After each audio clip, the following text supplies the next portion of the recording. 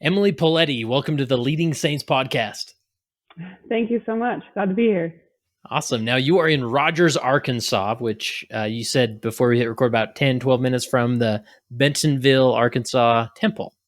That's correct. Yeah, just south, and so glad that it's been dedicated now for just under 2 months, and Wow. It's been a joy.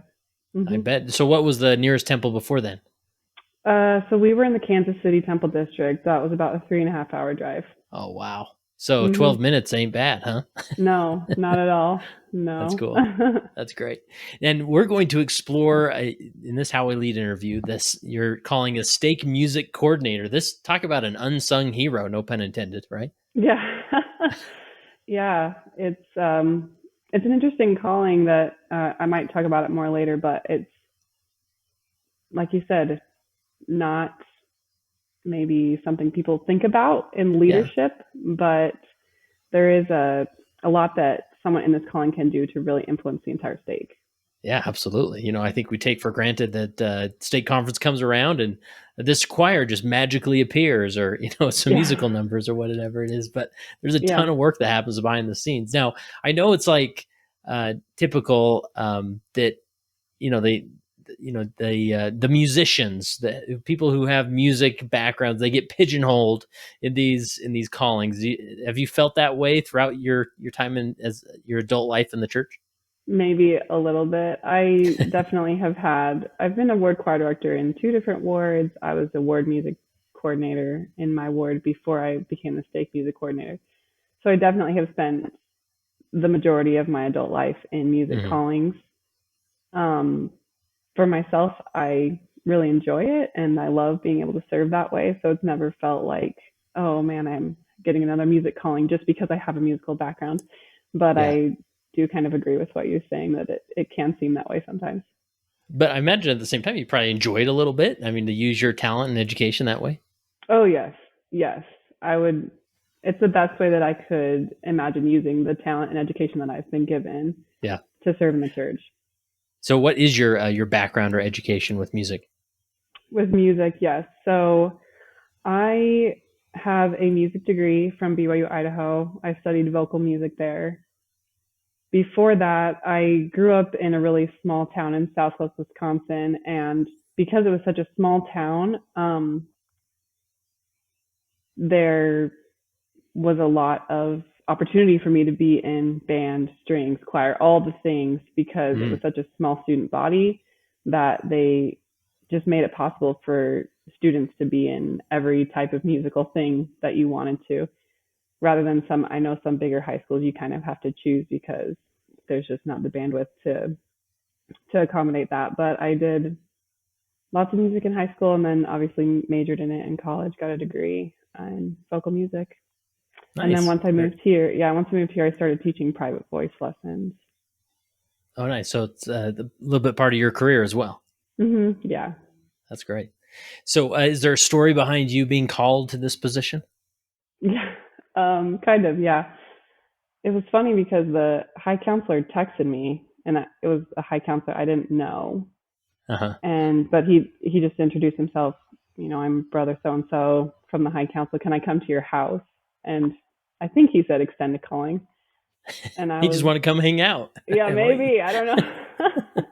But so I'm thinking, man, I've never gotten a stake calling. I don't even know this high counselor. So I'm kind of racking my brain, like, what are the callings that I sustain people for when the high counselor comes to my ward? And the only thing that I could come up with was a seminary teacher. Oh, and you got to recognize, here, it's all early morning, right? Yeah. And I was very pregnant. And so I thought, how am I going to do this? Have a new baby. That was the only thing that I could think of. I don't know why. So when he extended the call to serve as a stake music chair, I thought, oh, actually, yeah, I can do that. I think that would be fine. I would enjoy that calling. And it seems a lot more manageable. Yeah. And was it tricky when your baby was born? I mean, or did you have a few months of runway to get acclimated? Yeah, I had a little bit of time because he was born within actually just a couple days of the high counselor coming to my house and extending the call. And I think our first stake conference was about 2 months after that. So I did use other people during that first stake conference I had. I just kind of made assignments and had other people lead the choirs. And well, I think I did lead one of the choirs, but I definitely asked for help. I had more delegation in that first stake conference. And then by the time we got to the next stake conference, I was kind of a little more acclimated into my calling. Mm-hmm. Yeah, so I'm intrigued that you sort of got a team around you, because I think they're, depending on the person, that's called the stake, music coordinator, they can either sort of put it all on their shoulders. You're the music coordinator and the choir director, and you're gonna, find people to do musical numbers or whatever. But it sounds like you got a team around you. Tell me about that. Yes, I do. I have we call ourselves the worship team, which I stole from David Butler on your podcast when you talked about calling his word council the worship team. Yeah, an episode everybody needs to listen to. It's awesome. Yes, for sure. So we call ourselves the worship team. I have an organist, and then I have a secretary, and I have an events planner. That's the way that I chose to set up this worship team. And something that I learned was that this calling is kind of unique in that you can do it however you want to, really setting up that committee. So like you said, for me, I have a background in vocal music. I enjoy leading choirs, and so I do that myself. But if someone were in this calling with no vocal background, maybe they're an instrumentalist or something, a stake choir director or stake music leader that stands up there and conducts the hymns at stake conference can also be called. And it says that in the handbook. So that's how we set it up. After a few different iterations, I figured out that was what I needed. I needed a secretary to help communicate things, take notes, get the word out about events. And then I needed an event planner to help do all of the things like food prep and posters and just all of those other things that come along with events. Yeah. And so was that sort of your idea to surround people? I mean, or did the high counselor assume that you would just be the music coordinator and not call any additional people, or how did that come together? When I came into the role, there was one organist and one advisor, basically, assistant. I'm not sure what. There was one other person. There was an organist and then one other person that were in the committee. So the high counselor didn't really tell me what I had to do. He just said, this is how it stands right now. You're welcome to call new people. Like, these people have been in this role for quite a long time. You could choose to release them and call new people. You can kind of set it up how you feel would be the most helpful for you. So yeah. Awesome. And they just gave you that autonomy, and you let them know when someone need to be called, and they get you the person, right? Yeah. Awesome. Yep. Love it. Anything else as far as just starting in this calling, putting the team together, the worship team, or any other detail, just sort of general about the calling that we need to mention before we get into your principles? I think just recognizing that, as you said, I had the autonomy to figure out what was going to be most helpful for me. That was nice to figure that out, because honestly, I was in this calling for a few years before I realized, no, this is what I really need. This is where my strengths are, that I think I can best serve the stake with leading the choir, picking the music, and these other things that are very important to this calling, to running events, to getting the word out about stake choir, other things like that. It's not that I could do them, I guess, but it's better to think like from an essentialism point of view. I just want to focus in on this and really magnify that part of the calling, and then build out this worship team. Yeah, awesome. All right, well, let's jump into your principles here. You sent me a good list of 4 principles we'll go through, and the first one being music is a unifying force. Unpack that one for us. Sure. So I actually brought my hymn book because nice. I wanted to, for those watching on YouTube. Yes. I just wanted to start with the idea that music teaches doctrine.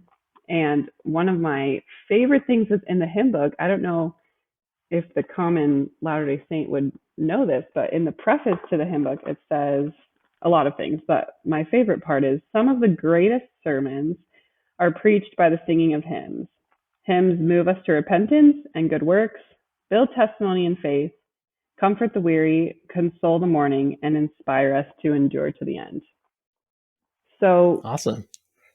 Yeah, I think music brings us together when we're singing as a congregation because we're all doing this unifying thing, singing, hopefully feeling the Spirit while we're singing these hymns that really do teach us doctrine, can comfort our souls, call us to repentance, all of those things that are in that first presidency preface. So when we are singing together, we're also testifying together, we're worshiping together. And I think that's something that can be really powerful when it's intentional. Yeah. I think oftentimes, just from an administrative standpoint, like maybe leaders putting together meetings or state conferences, right? It's easy to kind of see the music as sort of a time filler or, let's stretch our legs or, let's just, we've listened to people so long talk, let's all sing together, right? It sort of breaks it up a little bit, which is true, but that's secondary, tertiary to the real reason of worship. And I just think of you talk about your worship team, in the evangelical tradition, when they say it's time for worship, they mean we're going to sing, songs or spiritual worship music. And that's how we are literally going to worship God rather than just sing or stretch our legs. And so to really see it in that framing is powerful and empowering for someone in these roles. Yes, absolutely. I think just having that mindset shift, because when we come to sacrament meetings, something that I've talked to our stake presidency about is you come to sacrament meeting and you're going to participate by partaking of the sacrament. That's something you're going to do. You participate in that. But the other thing you're going to do is sing. The other things are kind of done at you. People teach you with talks. You listen to prayers, and that can also be unifying. But the things that you're doing, you're sitting there and you're singing, usually at least 3, sometimes 4 hymns in a sacrament meeting. And the hope would be that it is a worshipful time for everybody. And I think, like you said, just even thinking about that as I'm coming here to worship through the singing of hymns can really make a difference. Yeah. So here's a left turn, which I'm good at in these interviews, and we can come back to your outline. I'm just curious you talk about, in a sacrament meeting, you may sing, 3 or 4 hymns. The intermediate hymn, I don't think a lot of people know this, but the church sort of really de-emphasized the intermediate hymn a few years ago, like in the handbook and whatnot. It's still like, and now it's if I remember right, in the handbook, it's a very optional thing. Not your opinion necessarily on the intermediate hymn, but like, how can we use music? Because most bishoprics are like, okay, after the first speaker, we're going to sing an intermediate hymn. It's just a default position, right? So how could a bishopric better look at music or using it? I mean, should they default to the intermediate hymn, or are there some other things to be done?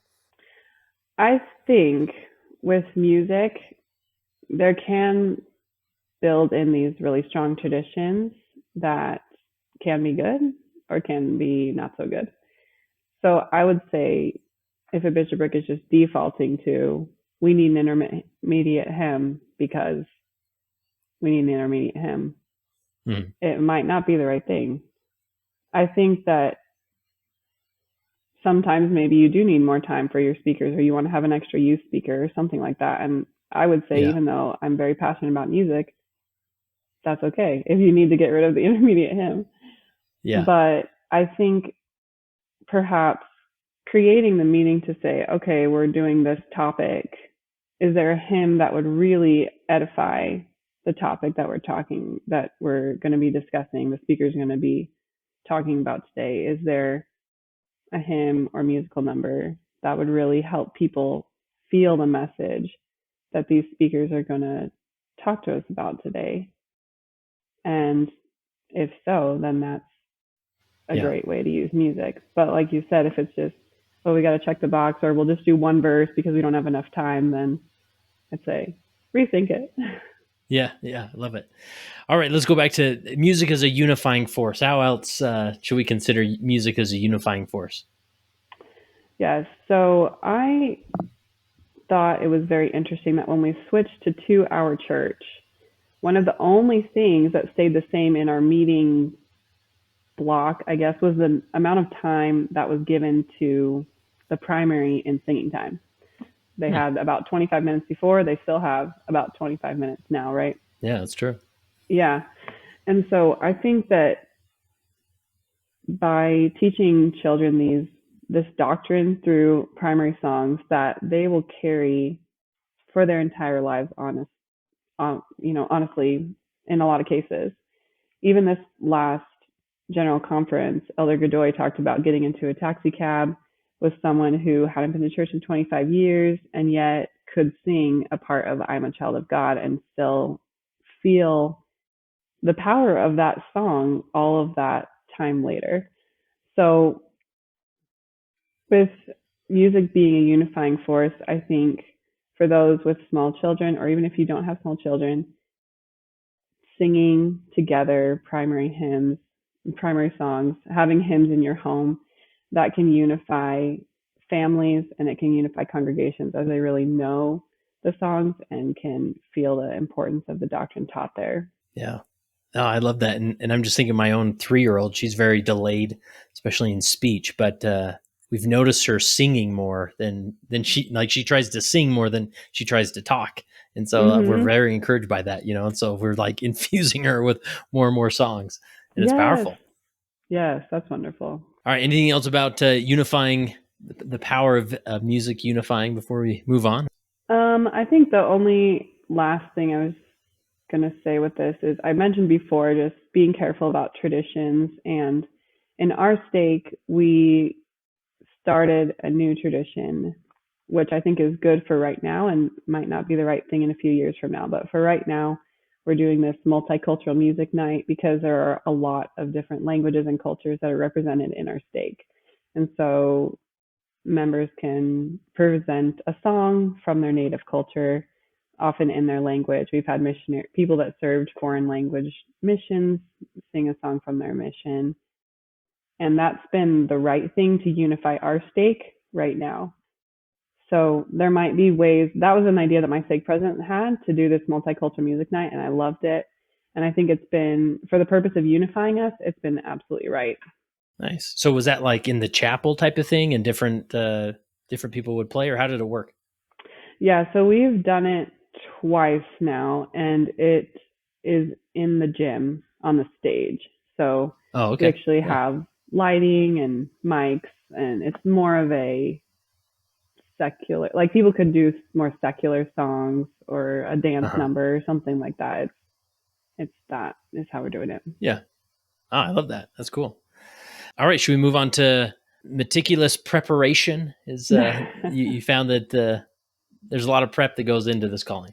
Yes, there is a lot of prep with any type of event planning, which a lot of this calling turns out to be a lot of event planning. So when I came into this calling, I realized that one of my visions was to have a state choir where people felt like they could come and participate and they would be needed. And you didn't have to have some sort of musical level of training to come. And to make that happen, and I also wanted to have it not be a large time commitment. I wanted to have maybe 2 hours of practice, maybe 2.5, 3 hours, not beyond that. So to do that, I learned that if myself and my worship team could prepare really well, then these choirs could come together and have a successful, put together a musical number that was going to be very well done without a lot of time. So some of the things that we did were we started making practice tracks. So I would have my organist pre-record all of the instrument, like the accompaniment, Mm-hmm. and we would make recordings of each person's part. So the soprano part, the Oh, alto nice. part, tenor part. Yeah. So that then we can email it out and say, here's your part. please practice at home so that people are coming already familiar with the music. So that. And that's just like a MP3 file, or how do you send them the? Yeah. Okay. I just put it all into Google Drive, and then shared the Google Drive folder. Yeah. So that's cool. I did that to help people prepare. And then with that, I learned some people were using that every day. They were at home trying to listen to it every day to learn their part. But some people didn't. They did it once or not at all, and they felt like they were okay. But I liked that giving people the option to practice as much as they wanted to before they came. So preparing in that way, we did that. We started having a really effective check-in process. So this, with the preparation, I learned that a lot of time was being wasted as people came in the door and have to get their binders, and then they're talking to other people, which is great. But there was just a lot of wasted time, and you try to get everyone together. And when I'm only trying to do this in 2 to 3 hours, it was too much time wasted. So that's precious time. Yes. So we had again, this was with my secretary. She set up like a really effective check-in where people would come in, they would scan this QR code to get themselves signed in.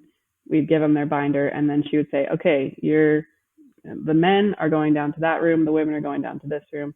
We would start split up so that we would have a little bit of time, just the women to learn their part, just the men to learn their part right at the beginning, and then we would come together for the last half hour usually.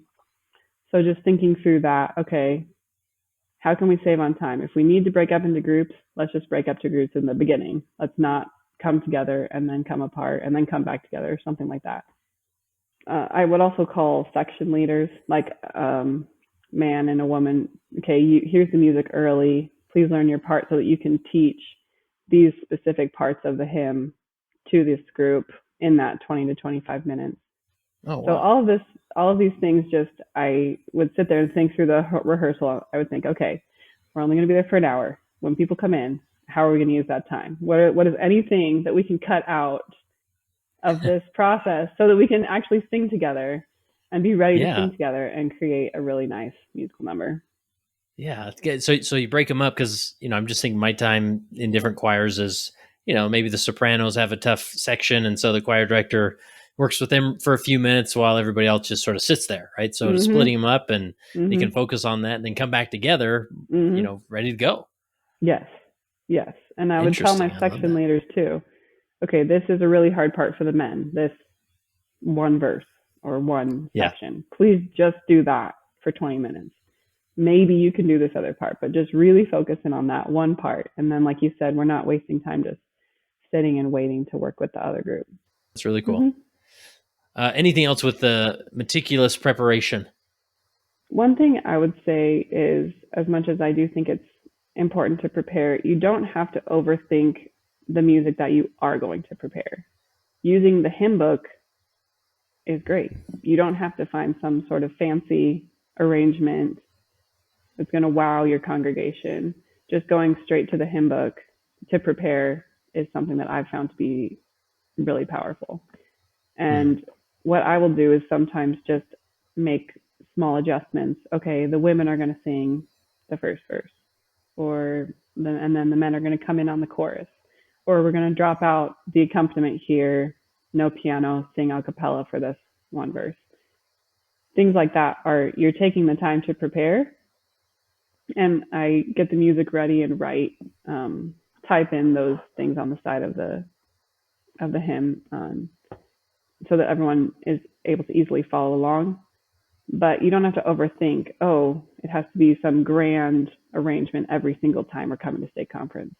Yeah, and just take what, the arrangement in the hymn books and go with that, right? Yeah. And just mix it up a little bit. So that's cool. All right, let's go to the next principle, which is inspire saints to use their talents. Yes. I heard a really cool story from my high counselor recently, actually. He was in a fireside with the piano guys, and Stephen Sharp Nelson, who is the cellist of the piano guys, told this group of youth and adults, I know that I'm not the best cellist in the world, but I know that I have something to offer. And a lot of people would look at Stephen Sharp Nelson and say, well, you are a professional cellist. You're pretty good, pretty, pretty talented, right? But I think that's a message that I really strive when we do a stake training to tell those especially in the ward music callings. Maybe you feel like, oh, I don't have a degree in piano performance, or I only took piano lessons for a little bit when I was a kid and now I'm the primary pianist or something like that. But you have something to offer if you desire to serve and to share your talents. So what I would say is, for those maybe in a music calling where perhaps you're choosing music, doing ward choir, something like that, or even stake choir, don't feel like you have to have some level of training or you have to arrive at some level of musicianship to really be able to create a meaningful sacrament meeting or stake conference with the music. Just trust that the things that are meaningful to you will be meaningful to the congregation.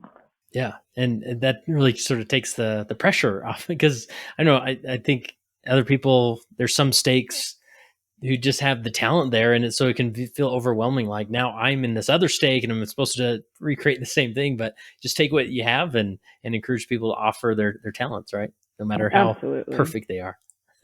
Yes, absolutely. Yeah. Cool. Anything else in relation to inspiring others to use their music talents? I would say, please involve the youth as much as you can. I had a stake choir. It was our first one coming out of COVID where we could have a full choir again. And so as a worship team, we thought, let's blow this thing out. Let's get as many people as we can. So we started individually texting people. We were asking all the music chairs, like, is there anybody in your ward we could invite? And we got 60 people to come to this stake choir, which for my stake, that was probably double what we'd ever had before. But the interesting thing was, we texted adults and we said that youth were invited, but we had so many youth that came. Just, it seemed like kind of on their own. They were telling their friends, or something happened, because there were tons and tons of youth. And so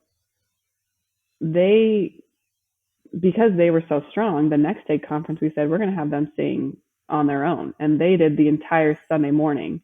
They sang a prelude, and then during the meeting for Sunday morning, it was just a youth choir. And again, I think there were like 40 of them. It was huge.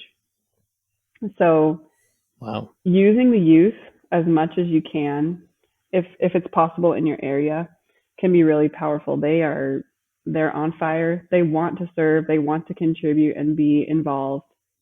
And the other thing I would say about youth is, please use them in your wards as much as you can. Have them music leader for the congregation. Another thing I've seen wards do is have youth just start with playing Prelude in sacrament meeting to practice playing for a congregation, but not having the stress of keeping everybody on. When you're singing congregationally, it's harder to mess up and then get back on. So having the youth participate in whatever way you can, I think, sets them up to have confidence as they go into their adult life, or maybe into missionary service, that they actually can serve musically. Yeah, I love the prelude suggestion. I mean, because you're right, they're in front of people, but it's a lot less stress, I'd imagine. So great tip. Awesome. One other thought I had just with prelude, I actually think that can be a low stress opportunity, not just to have, well, like for a performance type of, I don't know if I want to say performance, but there was a ward that told me they would have special prelude numbers leading up to Christmas. So for 4 weeks leading up to Christmas, they would have basically like a full musical number as prelude right before sacrament meeting started. And I thought that was just a great idea, because it helps set the tone as you're going into sacrament meeting, that we need to be reverent and we're going into this meeting, but also, again, the low stress for that performer, that it's not right in the middle of the meeting and everyone's staring at me. We're getting ready to go. And that can be a really great way to help people use their talents and not be so nervous to do that. We actually started doing that with state conference as well, putting an instrumental prelude number before the piano would play for 10 minutes, and then we'd have an instrumental prelude right before you're going into the meeting, and it really helps everyone to just be reverent, listen in, think about the meaning that we're about to start, and hopefully be ready for the Spirit to teach. So true. Like, don't sleep on the prelude musical numbers. In my opinion, I'd always call it general conference style, because they always have a prelude. There's the choir, the camera, you see Temple Square and the prelude, they're already singing the prelude, because it does set the tone. And, the typical sacrament meeting, the bishopric member sort of shuffles up to the lectern and welcomes everybody. But to have a musical number that really focuses everybody and it really gives you more reason to get there on time to hear some remarkable music. Yes, that was what a member of this ward that was doing that told me. She said, everyone's coming on time and we're ready for sacrament meeting when it starts because we've all just had this nice musical number. So I thought that was a really great idea. Love it. All right. Should we move on to the technology you use? Yes. I've learned that technology is a great tool in any calling, even with music. That's right. Yep. Yes. The first thing I already kind of mentioned, one of the things that we did was just using a Google form for the stake choir to sign in, but we had a QR code for them just to sign. So, and we also, I think we had a couple of extra devices lying around if someone didn't know how to use a QR code, but just having them sign in on a Google form right away, I learned was so much better than having some random piece of paper that gets floated around and you never know where it ends up. And then as we were going into the temple, so our temple was dedicated just 2 months ago, and I was helping serve with the open house and dedication music committee. And they would ask me, oh, well, who are some people who could do these different musical things? And I thought, oh, well, I actually have that ready to go in my Google form thing that we had already documented for state choir. So using technology to just make your life easier, documentation is a very good idea.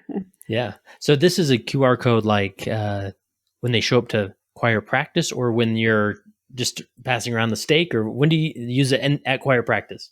For this particular, yes, I just used it for choir practice. They would walk in the door. Okay. We had a table and a few different QR codes posted and said, can you please scan this and then sign yourself in? And then once they were signed in, then we could hand them their binder and say, all right, there's where you go to practice. Interesting.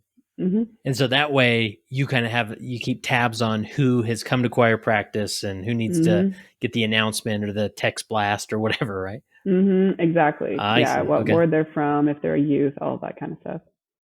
Nice. Love it. Mm-hmm. What else?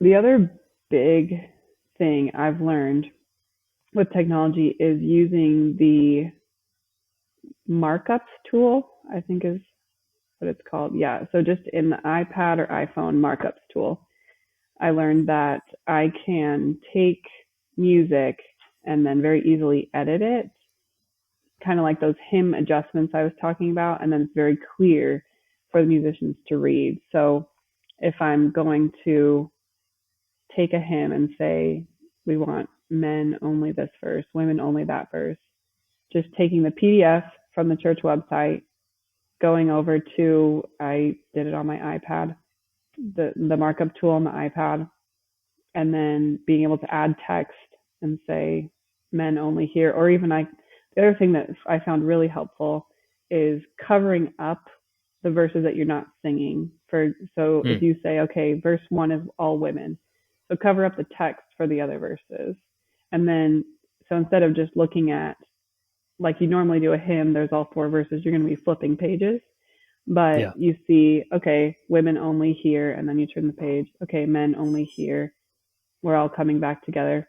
That use of technology, going back to meticulous preparation, has made it so much easier to have a really constructive, efficient state choir rehearsal, because people, you don't have to waste any time saying, oh, that's actually the men singing there. Oh, please write this in. Or I forgot to do that, whatever might happen.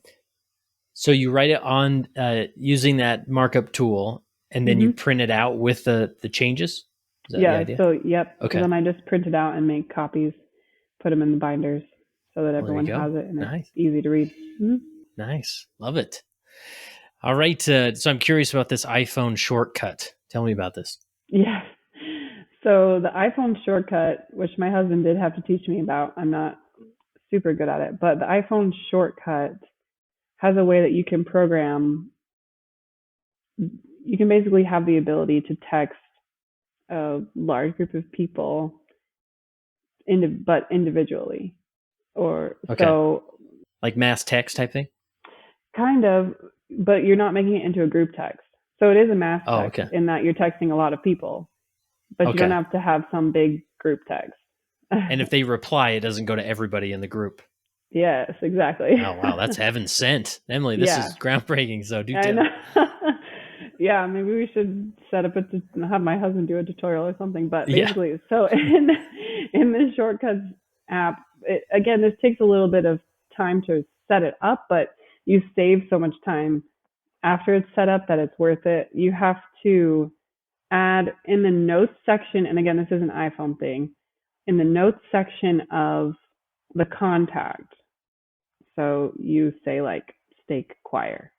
And then in the shortcut, you can say text everybody with that says stake choir in the notes part of the contact. So I learned that I could text about 50 people in like 2 minutes or less because it just would go, and I would say reminder, practice tonight, or reminder, bring your binders, whatever we need to get out the information about.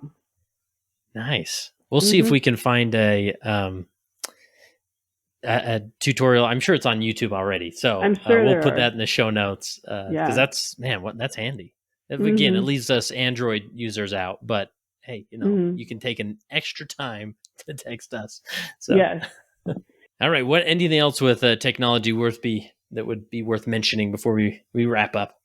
Another thing I learned is it's not in the Sacred Music app, but on the church website, the music part of the website, you can change the key of a hymn. Oh, wow. Which is very helpful if people are listening and don't exactly know what I'm saying. Every hymn will be in a key, meaning does it have one flat or two sharps or something like that? Okay. Yes. And so what that means is sometimes the way that the hymn is written, it might be very high. For like the soprano part might be a really high melody. And I learned, okay, I'm going to have this song be presented in my ward. This has a really high melody here for these sopranos. I'm just going to change the key so that it's not as high. And then it sounds great because it's not pushing out of people's comfortable singing range. So I feel like that is something possibly underutilized. Once I figured out that was a very easy thing to do, I use it a lot. Just bump down the key a little bit. You do need to check with your accompanist, whoever's going to play, to make sure it's not going to be too hard if it gets into 5 sharps or 6 flats or something like that. But it's really easy to just bump it down. And then, like I said, it's not this strain on people's voices to try to sing a hymn that's really high. Wow. Interesting. So, and that's just in the music site on churchofjesuschrist.org. Right? Yeah. So if you go onto there and you say you want to look up a hymn in the hymn player, there's just a little option if you want to change the key. And then you print it out since it's not the same key as the hymn book, right? Exactly. Yeah. So then I would print it out, make copies so that people are not bringing up their regular hymn book. They're going to use the one that I've made for them. Yeah. And I would imagine, that's just one more way to sort of mix it up, right? With the word choir is to make it sound a little different. It's just change the key, right? Exactly. Yeah. It doesn't take much. And honestly, the singers are probably they're not going to have to think about it really. They already know the melody, but like you said, you've mixed it up a little bit. Yeah, that's great. Very cool. Any other technology hacks we want to use? Another thing that I hope is not underutilized but might be is the Sacred Music app. It has so much to offer. It's very easy to create playlists. I've done that for sometimes when we're going to have stake choir and I want to have it be kind of like a fun event. We'll just make a playlist in there of some of the contemporary music that the hymn arrangements that are more contemporary, and have that as like our prelude music playing in the hallway as people come in and they're signing in. So the Sacred Music app, like I said, you can create playlists. You can, it just has so much new music that's coming out. It feels like at a very regular basis. And I've been amazed at how much it's mostly the new music that I'm seeing at least pop up at the top of the like where it says new and featured, I guess, is mostly contemporary music that they're putting out for the youth, but it's great music. It's really well done.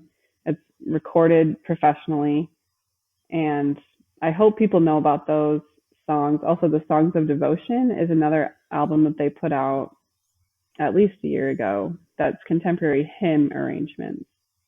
And those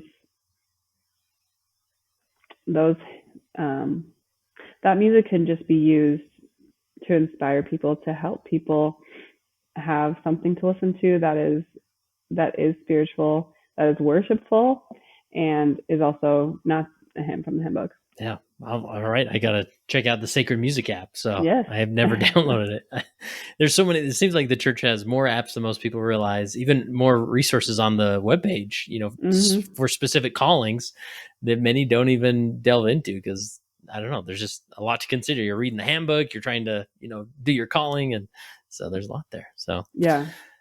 Well, Emily, this has been, man, I just love these interviews that just have these little nuances in them that can be life-changing, like that, how to text multiple people with an iPhone and keep them out of a group text, so just these little things that really make a difference. And they will inspire somebody who's walking into this calling and doesn't have a clue where to start or how to make it easier or how to motivate people and get them to choir practice, because that can be difficult, So, last question I have for you, Emily, is as you reflect on your time as a stake music coordinator and the leader of the worship team, how has your time as a leader helped you become a better follower of Jesus Christ?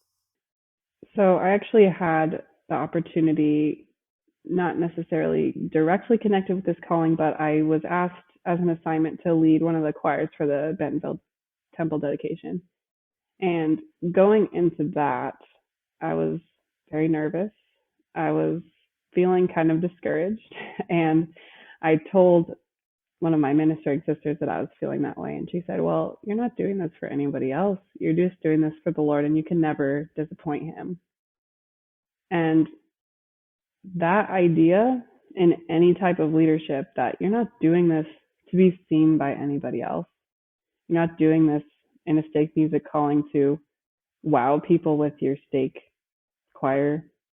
You're just doing this for the Lord. And since that message has sunk into my heart, I've realized I can follow him and he's not going to be disappointed. And I can carry that into my leadership, and that will make my impact much greater.